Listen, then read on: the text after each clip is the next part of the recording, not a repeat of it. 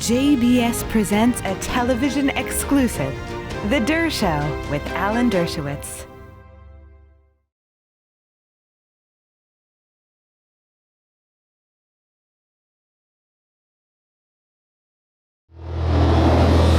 Justice Thomas has written a very interesting opinion about whether or not the law can stop social media like Twitter and YouTube and Facebook from censoring material. Is the solution worse than the problem? You'll hear why it is a difficult choice on The Dershow. Justice Clarence Thomas has just written a concurring opinion which raises really fascinating issues about how we can control the excessive censorship of the internet without in any way seriously intruding on the First Amendment.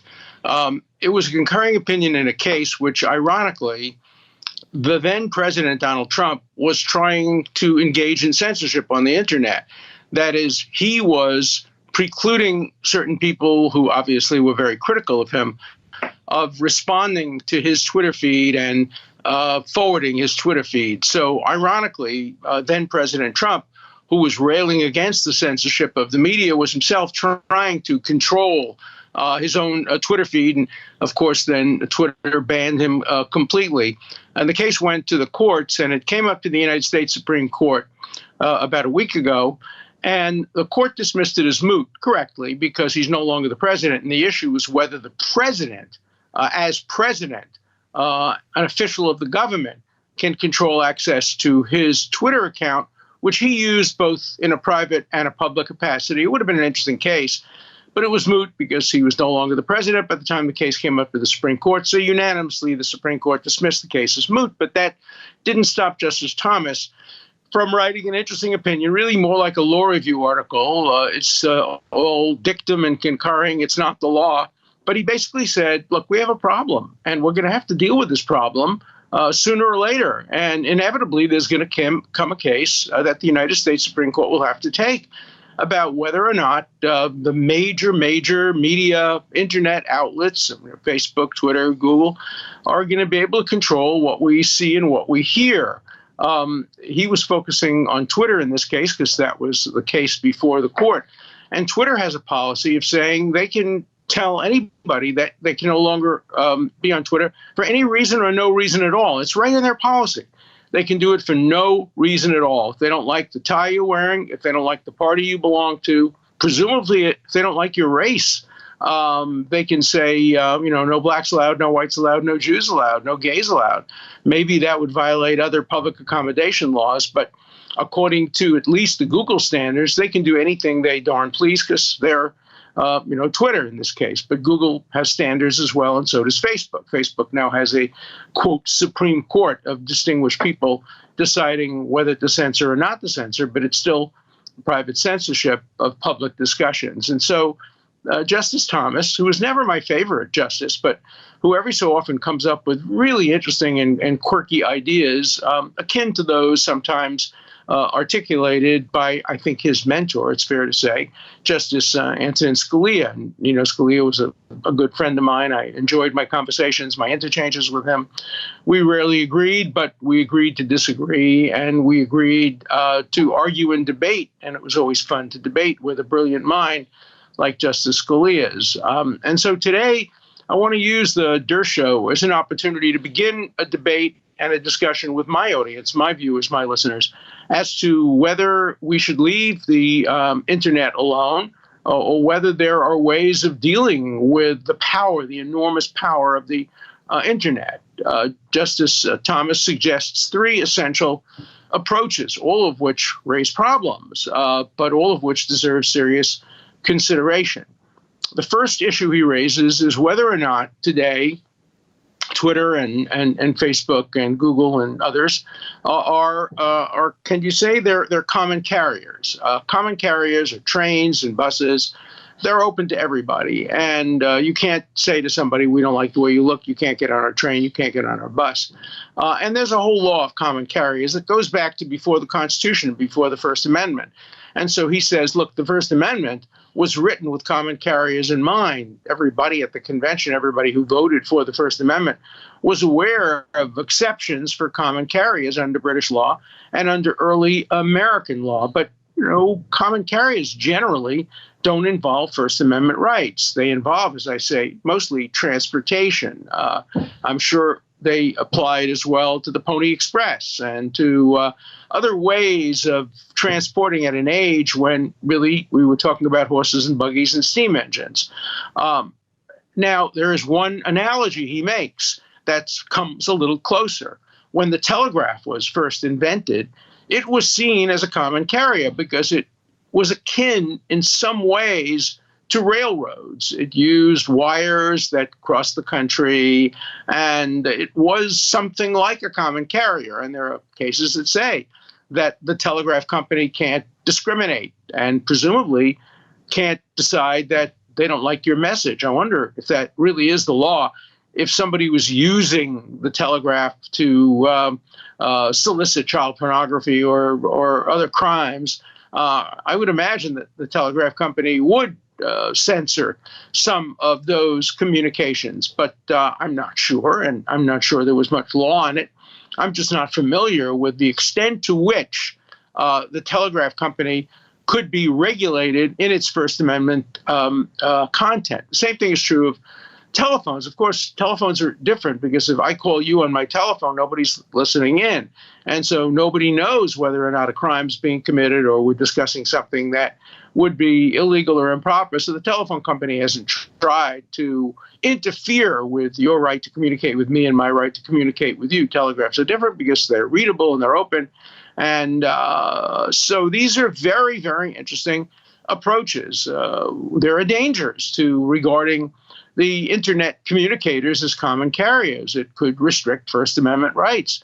It would mean that they have to treat everybody equally and every idea equally. What about medical misinformation that could cause deaths? What about communications that are criminal in nature, that incite violence, or that communicate extortion or other kinds of things? So it's not a complete answer, but it's certainly worth discussing, a common carrier. The other one that he mentioned was a kind of a public accommodation or open accommodation laws. If you hold yourself out as open to everybody, if you say, look, anybody's welcome in my hotel, anybody's welcome in my train, you can't suddenly say, no, except for you. Well, you're not welcome because of your race. You're not welcome because of your religion. And so the question is, can Google and Twitter and Facebook say, you're not welcome because of the content of your ideas? We don't like the content of your ideas. That's a real question. And the third question that he implicitly poses, he relates it really to the first two, but it can be also seen as independent.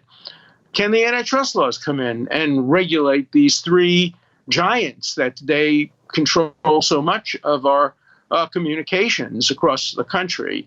Again, if three newspapers controlled all of the media in the country, if the New York Times, the Wall Street Journal, and the Washington Post had a market share of 95%, it doesn't. It's not even close. The New York Times has a readership of, maybe 1 million. The Wall Street Journal, 1.5 million, who knows? But that's a tiny fraction of all the media. But the social media do have dominant control over information flow. And so could the antitrust laws be used to control content? These are very hard questions. Or put it more negatively, can the antitrust laws, public accommodation laws, open access laws, common carrier laws be used to control censorship by the media? Can it be used to send a legal message to the media? No, you have to have standards. You can't do what Twitter does. You can't say, we can cancel you for any reason or no reason at all at any time without explanation. No, you're obliged to at least have a standard, to at least try to articulate what your criteria are. So this debate will continue, and it will continue unabated. And I think we owe a word of thanks to Justice Thomas for putting this issue in the forefront of the American consciousness. When a justice of the Supreme Court writes an opinion, people listen and people pay attention to it. Look, what's going on with the public, with the internet today is disgraceful and unacceptable. They are imposing massive censorship. I think I've mentioned to you most recently my debate with Robert Kennedy over vaccination. I take a more pro-vaccine point of view. He takes a more skeptical point of view, but neither of us take positions that are irresponsible or convey misinformation or wrong medical advice. And yet it was taken down by YouTube. You cannot today go on YouTube and watch my debate with Bobby Kennedy, unless they put it back up. I haven't checked recently. YouTube also took down a very interesting discussion sponsored by the Steamboat Institute, which is a middle-of-the-road, conservative debate platform. I recently debated Robert Post, the former dean of the Yale Law School, on issues regarding academic freedom and free speech. It was a really good debate. It was as good as any class discussion, and it hasn't been taken down. But YouTube suspended Steamboat for a week for basically challenging its decision to take down a discussion of the elections. And it's getting worse and worse and worse. And the internet providers are becoming more and more powerful. They're flexing their muscles more. They're censoring more. And they, with the exception possibly of Facebook, which is at least addressing the issue by its, quote, Supreme Court, which makes me nervous. I don't like private citizens, platonic guardians telling me what I'm able to read and what I can't read, but it's probably better than nothing. But as far as I know, Twitter's doing nothing. It's just making its own decisions and deciding what you can tweet and what you can't tweet and what you can respond to and what you can't respond to. That seems to be an unacceptable situation in a country devoted to the marketplace of ideas. But the problem is the cure worse than the disease? Do we want to give the government power and authority over private social media, which themselves have their First Amendment rights? They are, in some respects, like the New York Times, and the Supreme Court has said in the Miami Herald case, you can't tell the New York Times or the Miami Herald what to print and what not to print. Can you tell YouTube what to put on and what not to put on? Very, very difficult, very complex questions, and questions that deserve very serious consideration. Today in the Wall Street Journal, there's a very good article. I could have written it. It's what I've been saying now for a long time about why liberals on college campuses aren't defending free speech. Why the new liberal mantra on college campuses is that free speech is patriarchal and colonial and intersectionally violative, and you name it, every cliche in the book to try to diminish the role of the marketplace of ideas and free speech, that free speech is part of white domination, and absurd arguments, but arguments that are finding currency on university campuses. So we're seeing a little bit of pushback, but we're seeing it in the pages of the Wall Street Journal, not so much in the pages of the New York Times. We're certainly not seeing it on CNN. We're certainly not seeing it on MSNBC. Today, free speech has become an issue more of concern to the center-right than the center-left. We liberal Democrats who really maintain our position as civil libertarians are a shrinking minority on academic campuses. We are endangered species, and it's a very serious problem. You might want to watch my debate with Robert Post. We talk a lot about what's going on college campuses. It was sponsored by Steamboat, so if you just Google Steamboat Dershowitz Post, I'm sure you'll find it, and I think you'll enjoy it. It was entertaining and thoughtful.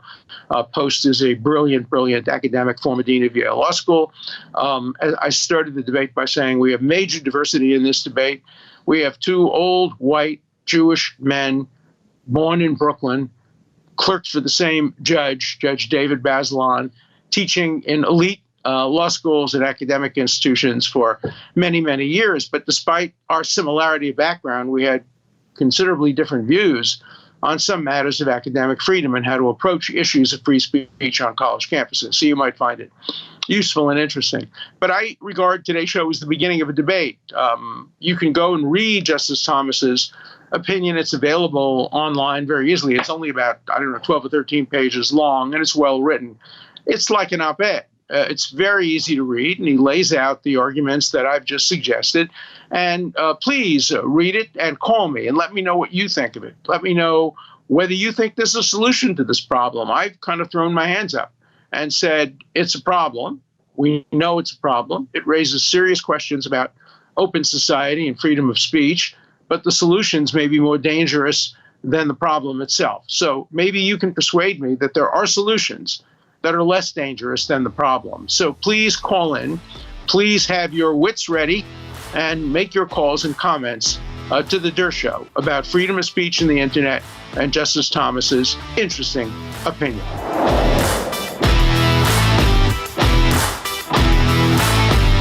Now, my favorite part of the Dershow, the wits, our first call. Hi, Professor Dershowitz. My name is Oliver. I'm calling from Slovenia, Europe, and I'm a big fan of yours. I have a question about the US voting system if compared to the EU voting systems. In all the EU countries, all types of voting, in person, absentee, early voting, require an ID, a signature, and a registration in official voting registers.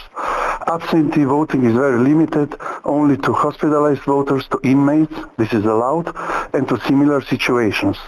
Early voting is limited to just a few days before the voting dates, with mandatory prior request. Ballot harvesting is inconceivable, and therefore it's not even regulated. Why do you think that in the US the discussion is based on such basic voting principles that are completely undisputed here in Europe?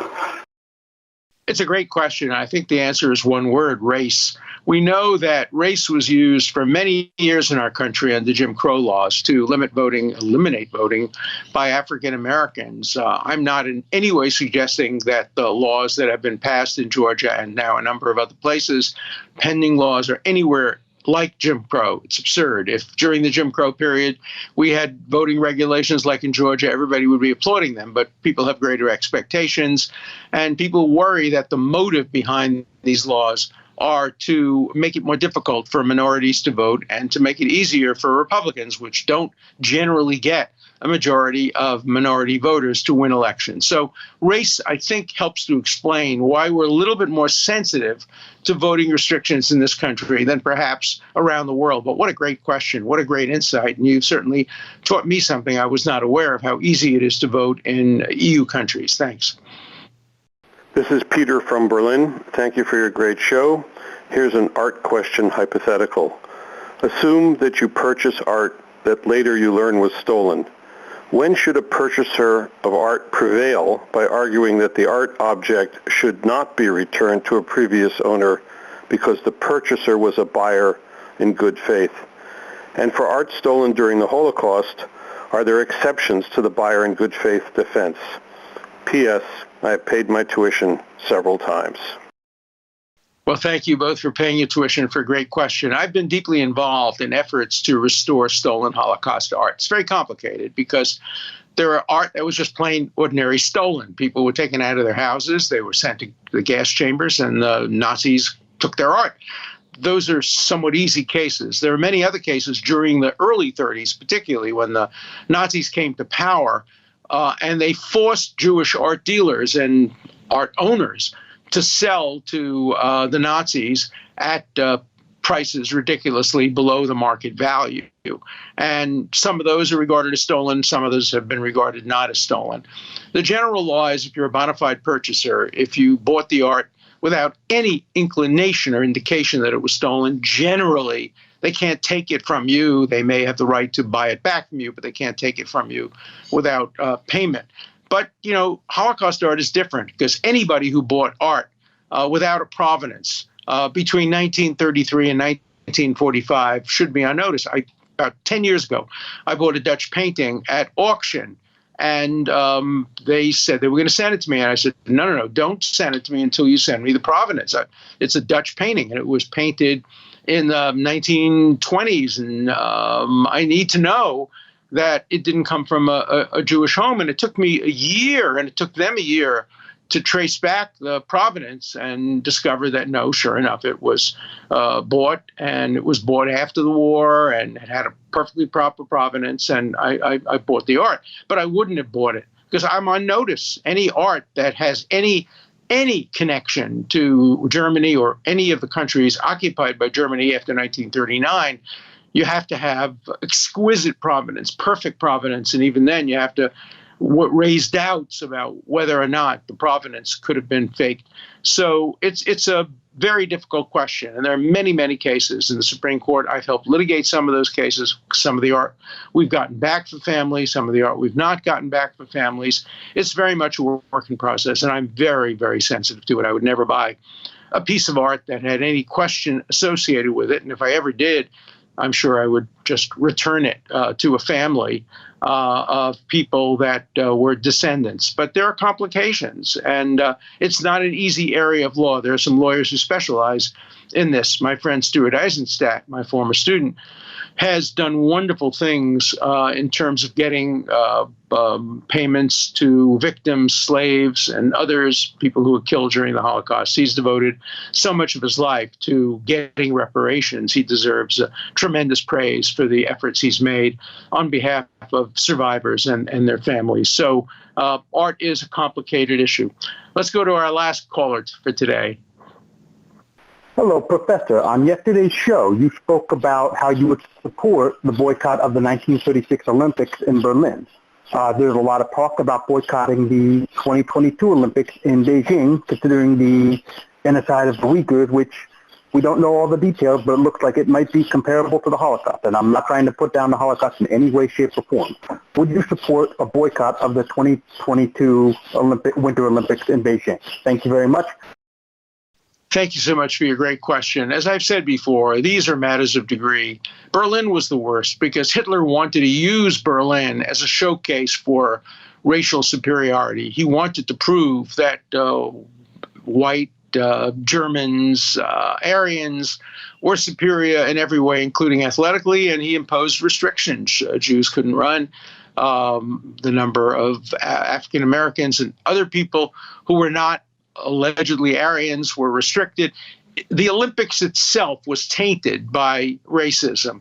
Beijing is different. The country is a terrible exemplar of human rights violations, particularly the way it treats Muslim citizens and dissenters. On the other hand, the Olympics will be conducted fairly and openly, and it won't be designed to prove Chinese superiority or the superiority of the communist regime. So it's a closer question. I think a lot about the young men and women who spend their lives training for the Olympics. So I have a strong, strong presumption against bowing out of the Olympics. I think it was right to do in 36. I think it was wrong to do when Jimmy Carter did it. And I think probably it would be wrong to do it for the Beijing Olympics, but I have an open mind. I'd be interested in hearing some of your views on this. You know, today, again, I've learned so much from your questions. It's just brilliant questions, great insights, great thoughts.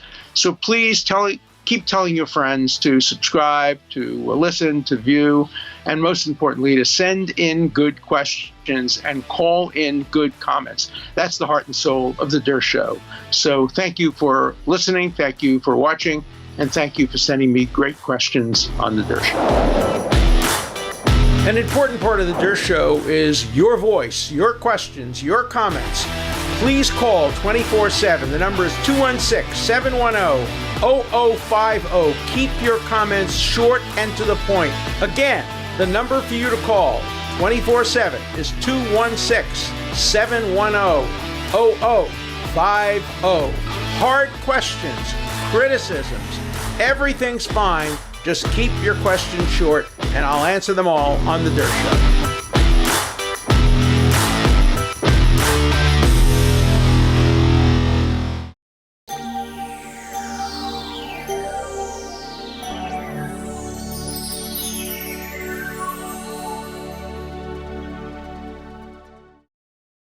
We would be pleased to send a complimentary DVD of this program to anyone who wishes to support JBS with a tax-deductible gift of $36, double high or more.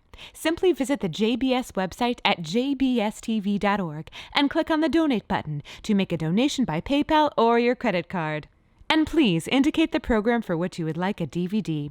Or you can send your tax-deductible check to JBS, Post Office Box 360, Stamford, Connecticut 06904.